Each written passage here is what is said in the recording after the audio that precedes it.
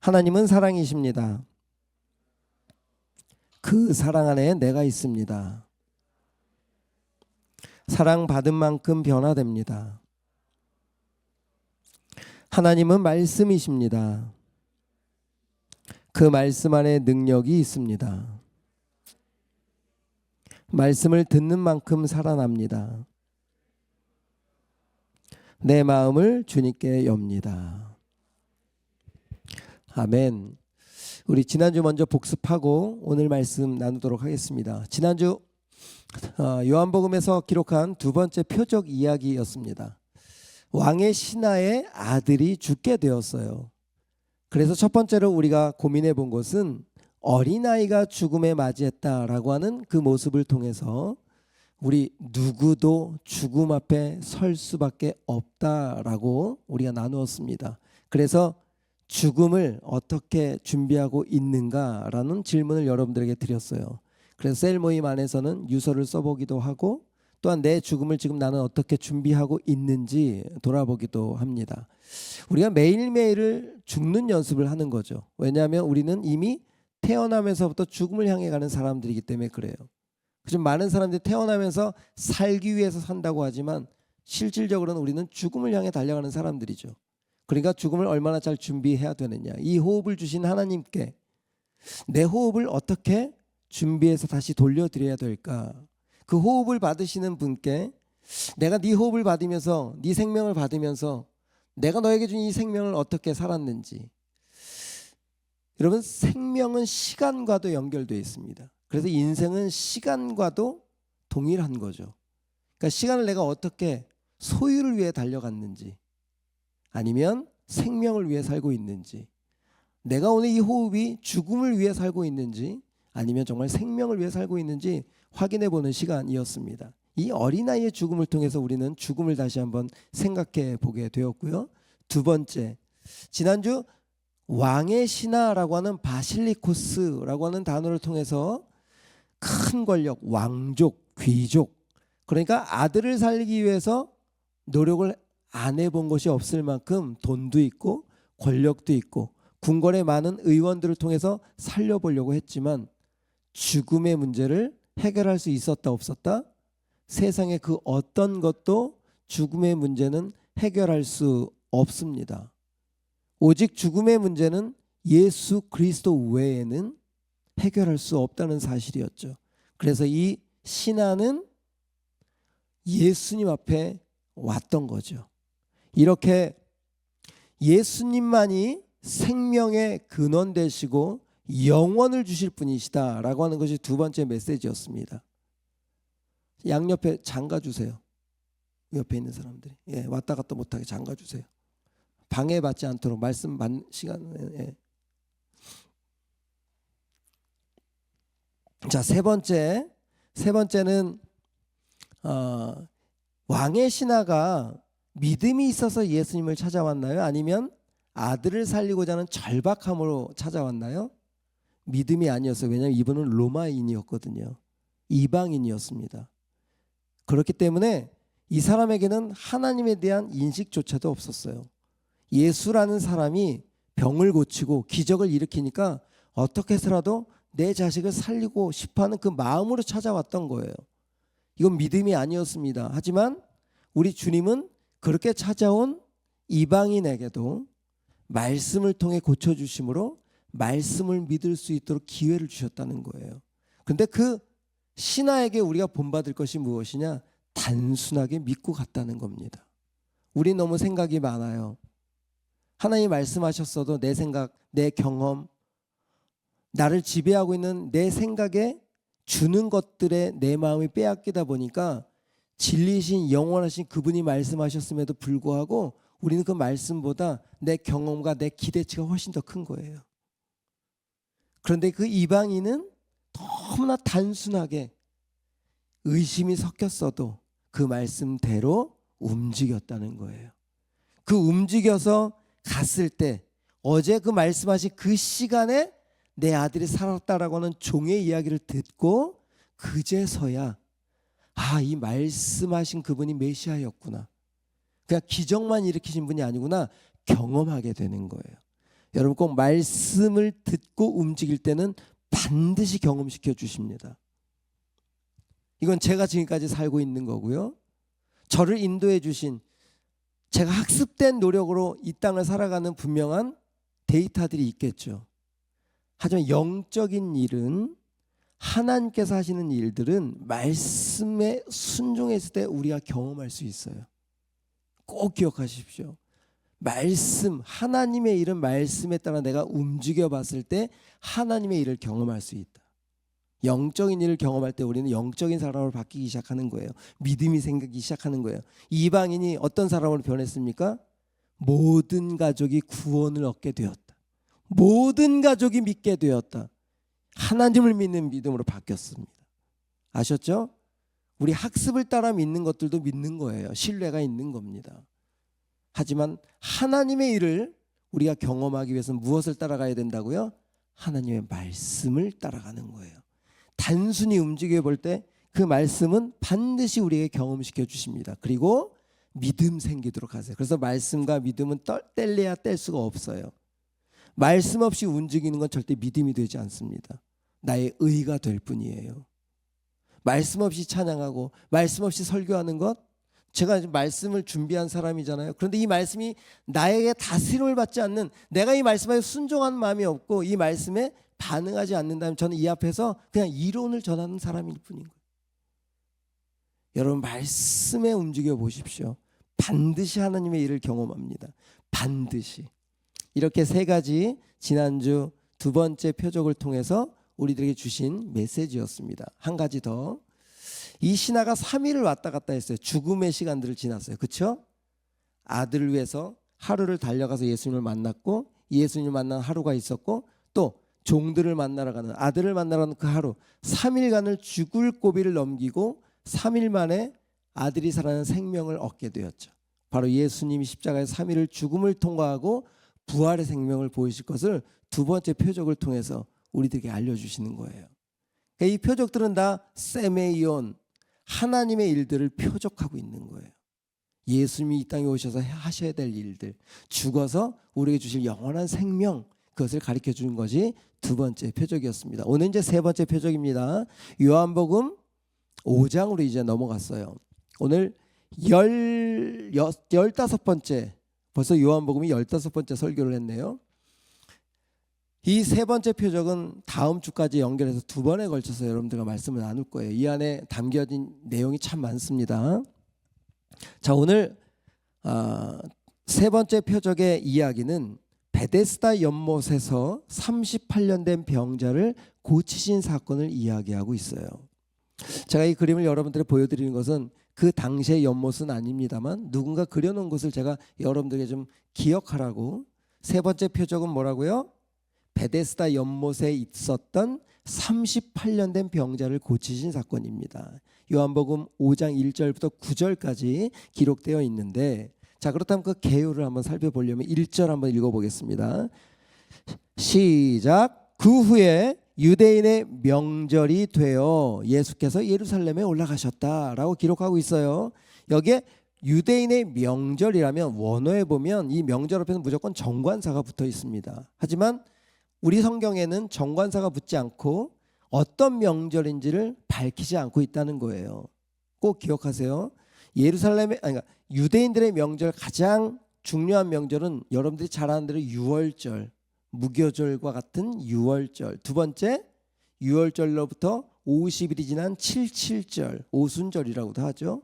그리고 초막절. 이 세 개는 이스라엘 백성들을 애굽으로부터 해방하시면서 마지막 재앙, 뭐죠? 죽음의 신을 넘어가기 위해서는 양을 잡아서 그 피를 문설주에 바르고 문인방에 바를 때 죽음의 신이 그 피를 보고 넘어가는 유월. 그래서 우리들이 해방된 이유가 바로 예수 그리스도의 은혜였다라고 해서 유월절을 지키라고 하나님이 기억하신 거예요. 두 번째, 칠칠절은 뭘까요? 광야의 생활 속에서, 제가 이거 설명하면 시간이, 칠칠절, 초막절 다 광야 가운데 하나님이 인도하심에 감사하도록 지키는 절기였습니다. 근데 오늘 이 1절에 보니까 어떤 명절인지 기록하지 않고 있어요. 그런데 9절에 보니까 다 낫고 난 그날 뭐라고 표현하냐면 그 사람이 곧 나아서 자리를 들고 걸어가는 그날이 무슨 날이라고요? 지금 힌트를 두 가지를 줬어요. 명절인지는 어느 명절인지는 모르겠지만 안식일 날이었다는 거예요. 그러면 당시 유대인들은 이 세 절기를 지키기 위해서는 디아스포라로 퍼져 있다가 무조건 예루살렘에 와서 성전에 성전세를 내고 하나님께 드릴 양을 가져와서 제사를 드려야 되는 겁니다. 그런데 이 명절이 안식일과 겹쳐 있다는 것은 엄청 큰 명절인 거예요. 그것을 좀 강조하고 있는 거예요. 그렇다면 얼마나 많은 인파가 모였을까요? 그날 수많은 사람들이 하나님이 지키라고 하는 절기를 지키기 위해서 어디에 모였다는 거예요? 지금 예루살렘에 모였다는 거예요. 자, 보세요. 지금 현재 안식일의 모습입니다. 이스라엘에. 이렇게 안식일을 지키기 위해서, 명절을 지키기 위해서는 모든 유대인들이 올라와야 돼요. 무조건 예루살렘으로. 이렇게 발 디딜 틈도 없이 많은 사람들이 모였어요. 자, 그러면 어떤 일들이 벌어질까? 명절하면 우리 이제 2월달 되면 2월이죠. 2월달 우리 구정 명절이 되면 또 추석 명절이 되면 제일 먼저 마음에 떠오르는 생각이 뭐예요? 풍성함, 뭐 음식, 기쁨, 나눔 뭐 이런 거잖아요. 용돈 뭐 이런 거잖아요. 다 누리는 것들이잖아요. 그럼 이 명절과 안식이라면 좀 모든 유대인들이 축제를 즐기고 해방의 기쁨, 하나님으로부터 우리에게 주신 은혜를 막 서로 나누면서 기뻐하며 나누는 그런 날들인 거예요. 지금 분위기가 그런 분위기입니다. 그런데 2절에 보니까 분위기가 완전 상반되는 거예요. 예루살렘에 있는 양문 곁에 히브리 말로 베데스다라 하는 못이 있는데 거기 행각 5이 있고 3절까지 읽어봅시다. 그 안에 많은 병자, 맹인, 다리 저는 사람, 혈기 마른 사람들이 누워있다. 지금 명절과 전혀 상관없는 사람들을 기록하고 있다는 거예요. 명절을 누리지도 명절의 그 기쁨을 함께 만끽하지도 못할 사람들을 지금 분위기가 완전히 상반된 분위기로 지금 끌어가고 있어요. 그렇죠? 1절은 명절인데 명절과 상관없는 사람을 2절 3절에 기록하면서 도대체 무슨 말을 하려고 하는 것일까? 우리 다시 한번 2절로 돌아가 보면 양문을 좀 소개해야 되는데 우리 사진 하나 띄워주실까요? 예루살렘에 있는 양문. 자, 예루살렘으로 요 전사 사진 하나 더 띄워주세요. 예루살렘입니다. 이게 예루살렘으로 들어가는 문이 8개가 있어요. 우리 서울에 한양에 들어갈 때 문이 4대문이 있었던 것처럼, 그리고 시체를 운반하는 시구문, 이렇게 각 성에는 문들이 있어요. 그런 것처럼 예루살렘도 8개의 문으로 예루살렘을 출입을 할 수 있도록 만들어 놨는데, 이 양문이라는 것은 어떤 문이냐면 희생 제물을 끌고 들어가는 문이에요. 그래서 성전하고 아주 가까운 자리에 있습니다. 양문은. 그래서 양문에서 10m만 가면 베데스다라고 하는 자비의 집이 있는 거예요. 연못이.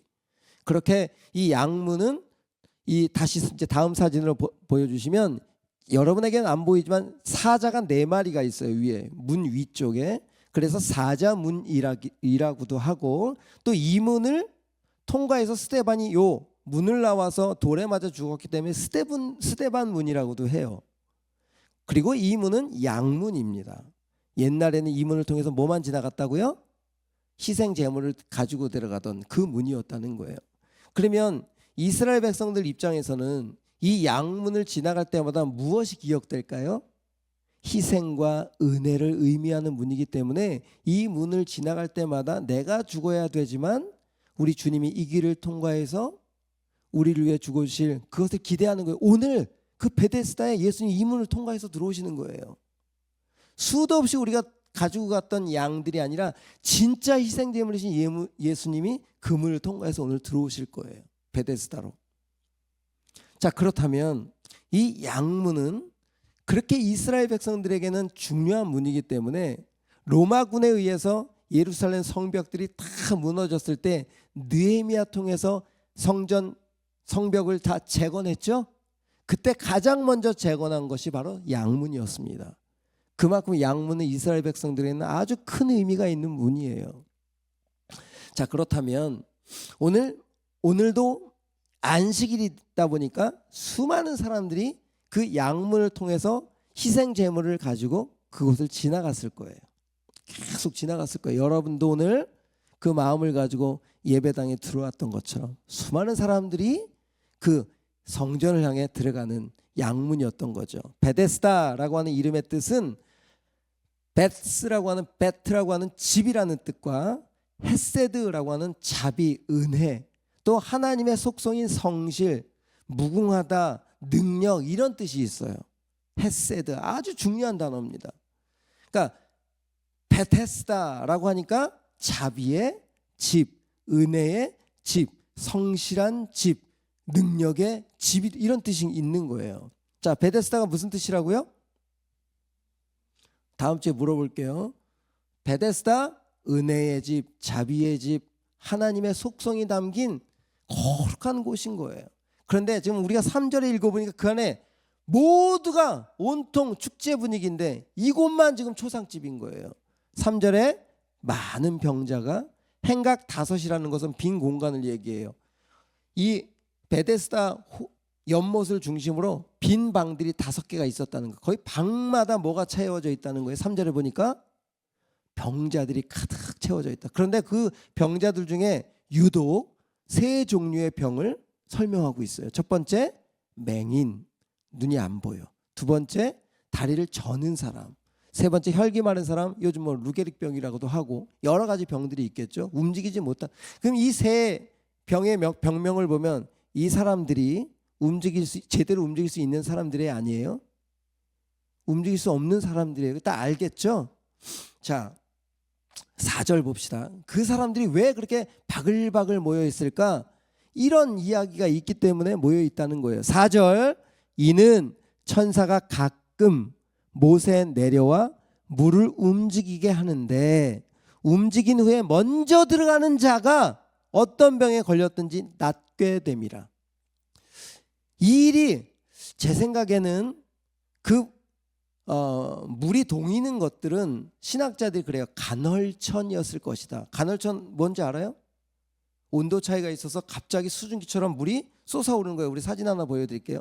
곳곳에 간헐천들이 있어요. 이렇게 그냥 호수지만 이 온도 차이가 생기면서 갑자기 수증기처럼 물이 치솟아 오르는 이걸 간헐천이라 그래요. 그래 그곳에서 그렇게 온천 같은 그런 뉘앙스, 그래서 피부병이 혹 났을 수도 있겠다라고 생각을 합니다.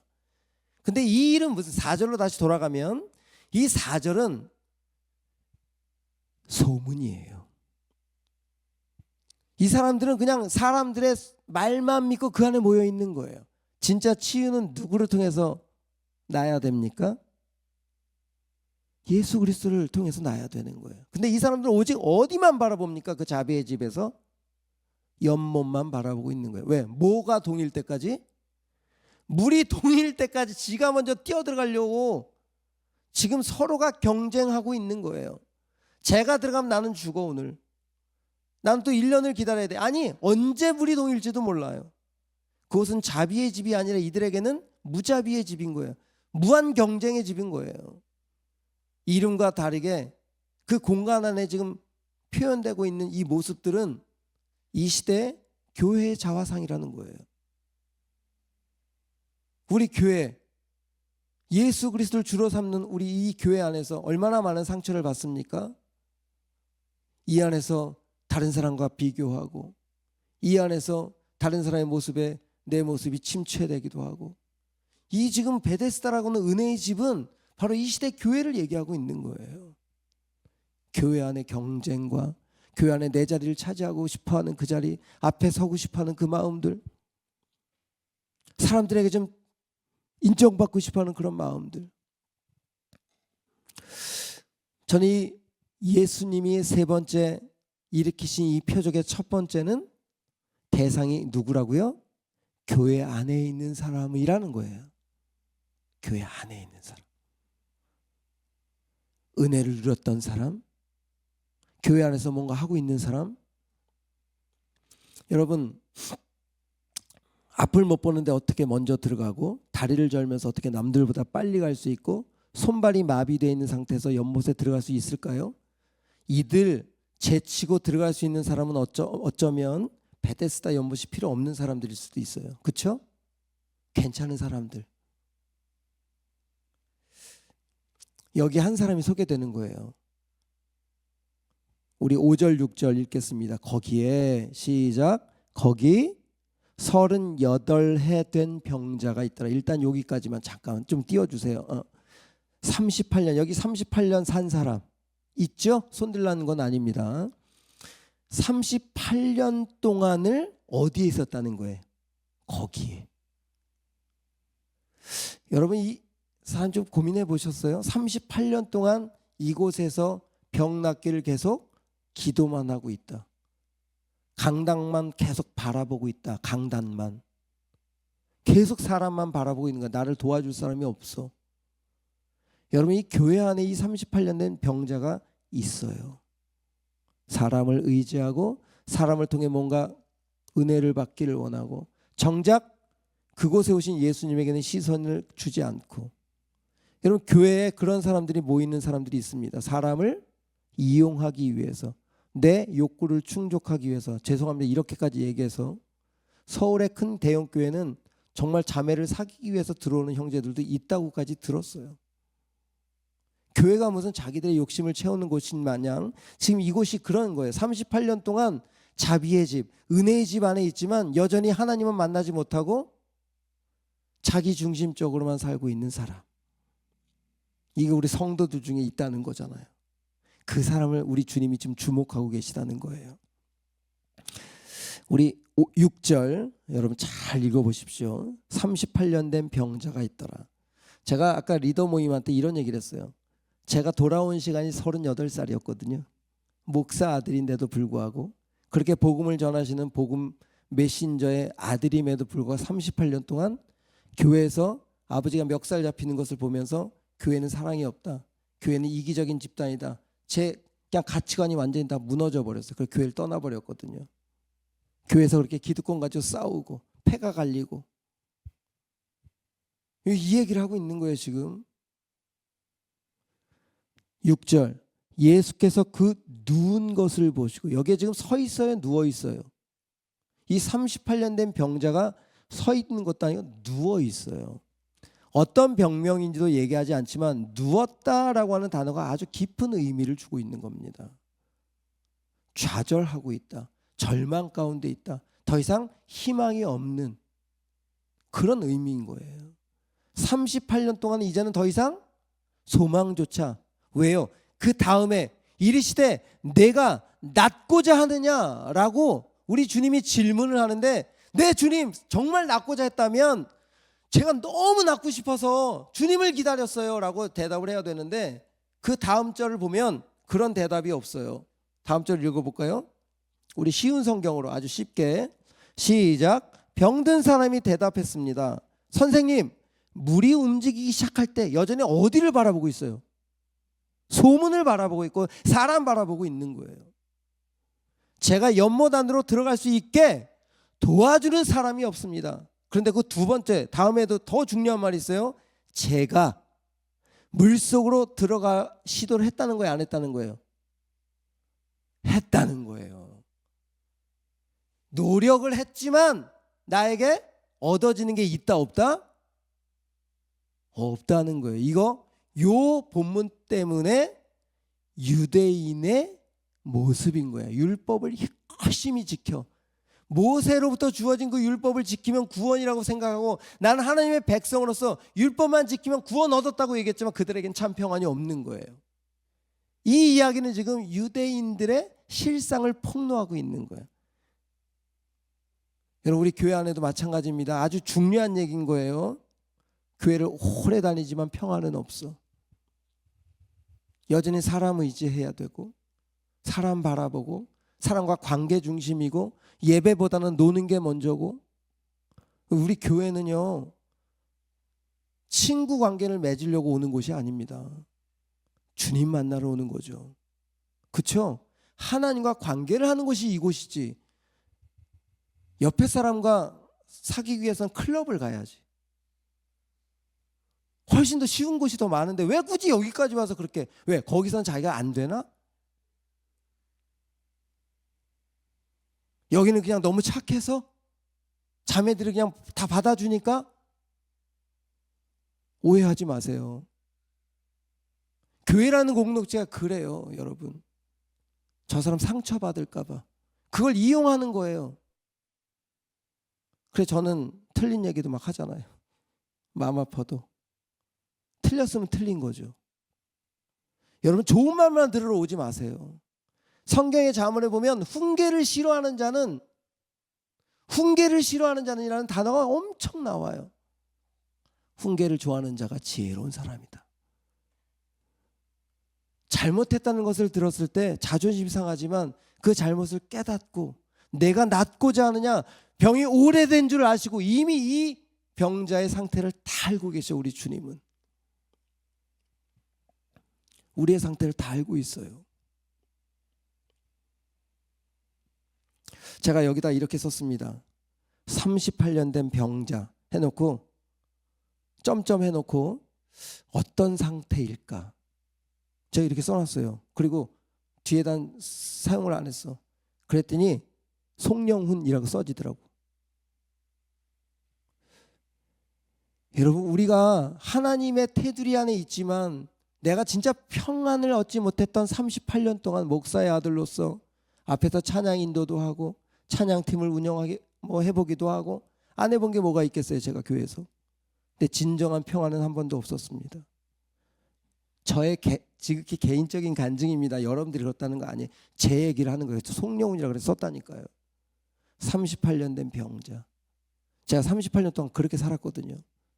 그래서 교회를 뛰쳐나갔고 교회 밖에서 그 평안을 찾기 위해서 수도 없이 헤매다가 38년 만에 돌아온 거예요. 그리고 48살의 목사가 되고 진짜를 만났으니까. 정말 낫고 싶었거든요. 나가보니까 내가 병자더라고. 여러분에게 좀 정죄하려고 하는 게 아니에요. 우리 주님이 이 병자에게 지금 너 틀렸어, 너 왜 그렇게 살고 있어, 한마디도 안 하시고 너 낫고 싶지 않니? 여러분, 그 예수님의 명령 앞에, 예수님의 콜링 앞에 정말 제가 이런 사람이고 정말 낫고 싶어요라고 한마디만 하면 될걸 굳이 변명을 하는 거야. 여전히 저는 이 높은 현실의 벽에 이 상처 아마 소망까지 다 사라지지 않았을까. 몸만 마비된 것이 아니라 그의 의지도 마비가 되고 말았네 라고 제가 써놨습니다. 이렇게 우리가 무뎌지기 시작하면 움직여지지 않습니다. 꼭 기억하세요. 말씀을 듣지 않고 계속 내 방식대로 살다 보면 말씀에 움직여지지 못합니다. 누워버려요.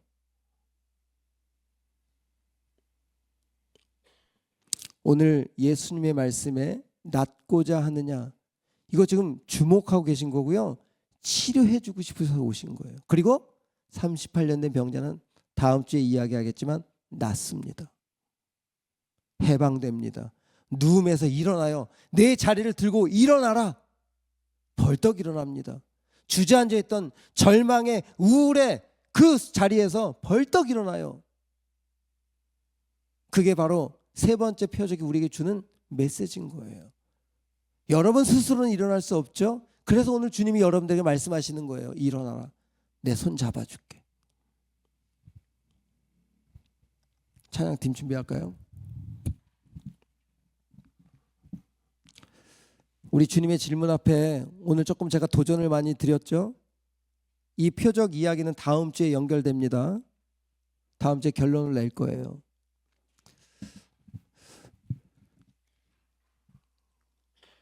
여러분 잘 메모하시고 오늘 셀 모임 가서 여러 가지를 나누실 텐데 좀 답답할 수도 있어요. 나는 진짜 38년 된 병자 아닌가? 자기 자신을 아는 것이 치유의 첫 번째 길입니다. 내가 분명히 내 자신을 알아야 돼요.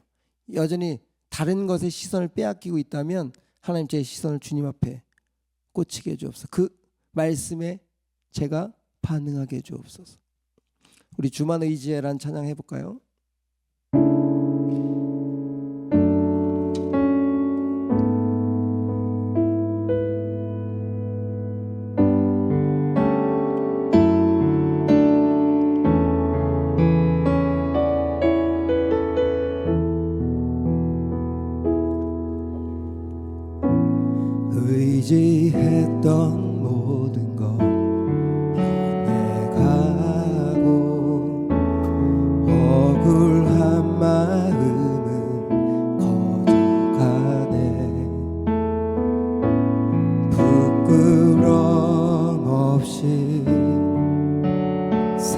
살고 싶은 마음 주님 아시네.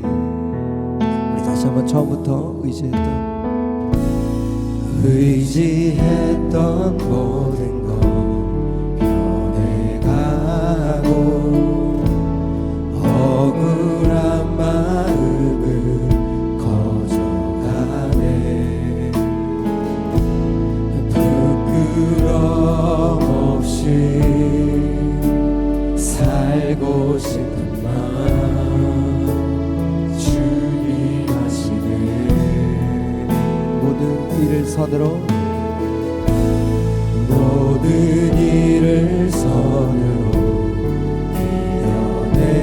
이겨내고 죄의 유혹을 따르지 않네. 나를 구원하신 영원한 그 사랑 그 신들의 날 붙드시네. 주어진 내 삶이 작게만 보여도 선하신 주 나를 이끄신 몸에 중심을 보시는 주님만 따르네. 날 택하신 주만 의지해.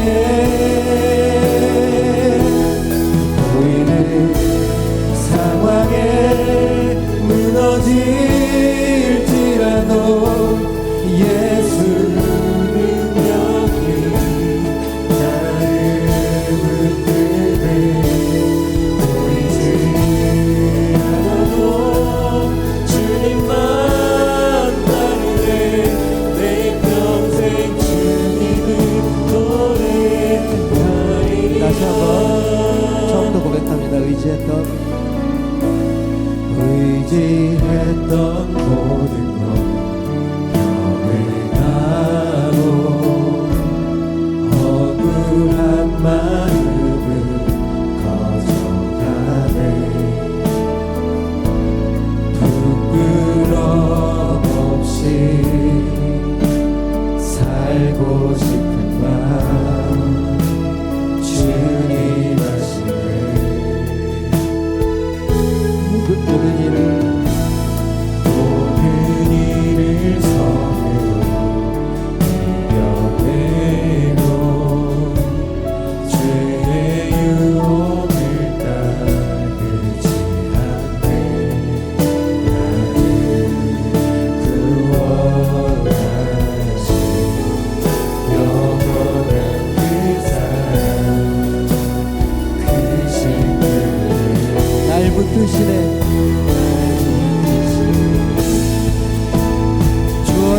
주어진 내 삶이 작게만 보여도 선하신 주 나를 이끄신 몸에 중심을 보시는 주님만 따르네. 날 택하신 주만 의지해.